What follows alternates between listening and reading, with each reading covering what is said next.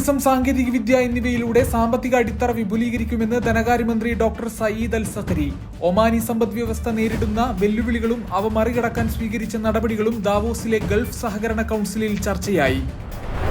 മസ്കത്തിലെ ഗതാഗത കുരുക്കഴിക്കാൻ പദ്ധതികൾ ഒരുങ്ങുന്നു. ബുർജ സഹ്വ റൗണ്ട് അബൌട്ടിന്റെ വിപുലീകരണവും 18 നവംബർ സ്ട്രീറ്റിന്റെയും അൽമൌജ് സ്ട്രീറ്റിന്റെയും വികസനവും നടക്കും. ആമിറാത്ത് ബൌഷർ ടണൽ പദ്ധതി ഉടനെന്ന് ഒമാൻ ഗതാഗത മന്ത്രാലയം. ടണലിന് 2.6 കിലോമീറ്റർ നീളമുണ്ടാകും.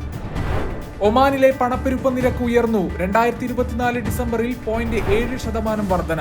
ഏറ്റവും ഉയർന്ന പണപ്പെരുപ്പ നിരക്ക് രേഖപ്പെടുത്തിയത് മുസന്തം ഗവർണറേറ്റിൽ. പത്തരമാറ്റിന്റെ തിളക്കത്തിൽ മസ്കത്ത് നൈറ്റ്സ് ഫെസ്റ്റിവൽ. വിവിധ വേദികളിലായി എത്തിയത് 10 ലക്ഷത്തിലധികം സന്ദർശകർ. ഒമാനിൽ പുകയില ഉപയോഗ നിയന്ത്രണം ദേശീയ ക്യാമ്പയിന് തുടക്കമായി.